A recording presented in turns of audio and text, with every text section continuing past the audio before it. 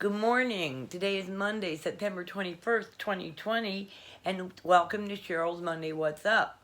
You may notice that I changed my location this week. I did so for my nephew who just needed a picture behind me in a room that's scheduled to be painted. And it was easier, and you'll understand this if you're a mental health issue. It was easier for me to move where I was doing the videos than to ask somebody else to hang a picture for me. That's crazy, but that's what happened. You may get a little bit more activity here. This is the dog's couch as well as mine, so they may wander in and out, but we're going to stay with it. Today is the final part of our series on mental health, and as I told you last week, I'm going to talk to the teenagers. And when I say teenagers, I'm looking at school age, college age kids who are struggling with some mental health issues and can't decide whether they're just having hormone angst, teenage stuff, or whether there's really an issue there.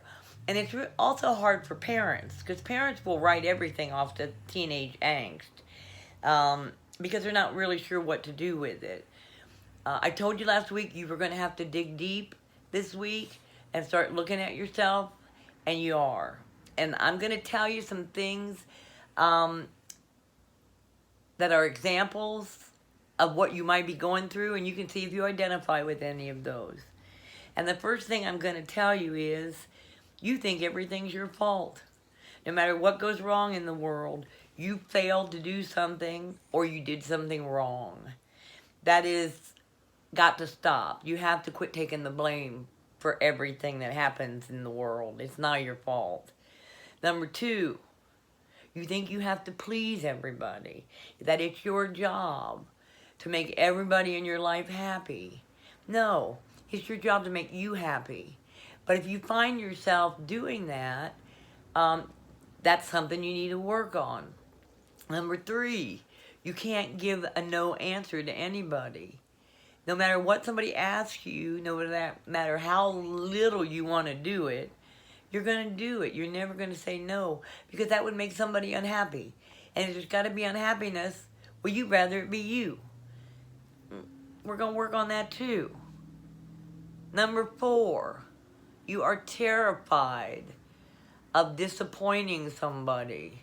And as a result, you get a little addicted to things, obsessive, compulsive, because you're trying not to disappoint. You get obsessive about school. Maybe it's a hobby that your parents have gotten you interested in and that you're doing that they're all excited about. And you have to work your ass off constantly to not fail at it, because if you do, you're going to disappoint somebody. School is another one, a lot with teachers and administrators. You don't want to disappoint. You don't want to fail. You fear failure. You fear everything. Your anxiety and depression are constant. And if you're feeling that way, if some of these things are you, then we need to decide whether you need to go get some help or whether you have help available to you. Couple things. Number one, change what you're thinking. If you get ready to do something for somebody that you don't want to do, figure out why you're doing it and stop yourself. And you can say no very nicely. You don't have to be a bitch about it. Just, you know what? That's not something I want to do. And I think you could do it yourself. Or, I've gone a long way and said, hey, I'm not your slave. You're capable. But you have to get out of those mind thoughts of where you fit in your environment and in your family and with your friends, who you are. Because I guarantee you, they do not think you are the person that you think you are. If you got a list from everybody you know of the top 3 qualities about you, none of them will have anything to do with how you feel about yourself. And I guarantee it. Because it's happened to me in my life. Not that I fixed it to happen, but it happened. And I had no idea people looked at me like that. And it surprised me because I didn't look at myself that way at all. So that's a key that you have to do. And deciding where the help comes from.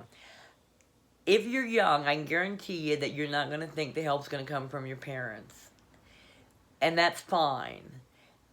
But you may have to bring them into the mix. So if you're talking to a friend or a confidant or an aunt or an uncle or somebody, a grandparent, somebody that you trust that you can talk to, and they say, you know what, I think you need a little bit more help than I can give you. At some point, you're going to have to go to your parents and ask them to get you the help you need. And whether that's medication, whether it's just counseling, whatever it is, but you need to get it because you don't need to live with this shit. It's hard. You're either depressed or worried all the fucking time. And it gets old and it just makes you want to stop living. And there are ways to get out of that. There are methods. And I wish I could save everything I've done to try to get to where I'm at and give it to you. And let you experience it right away so that you could get where I'm at. I still have issues. I'm always going to have issues. You're always going to have issues. But the worst ones I had, the ones that drove my behavior, those I've gotten under control. And that's what I want for you. I know this video is running a little long this week, but I wanted to make sure that the teenagers got my message. Go get the help you need. If you have questions or want to make comments, feel free, because I will return all comments. If you have a question, I will answer anything that you send to me. In the meantime, I want you to have a great week. Next week, we'll change the subject back to something normal.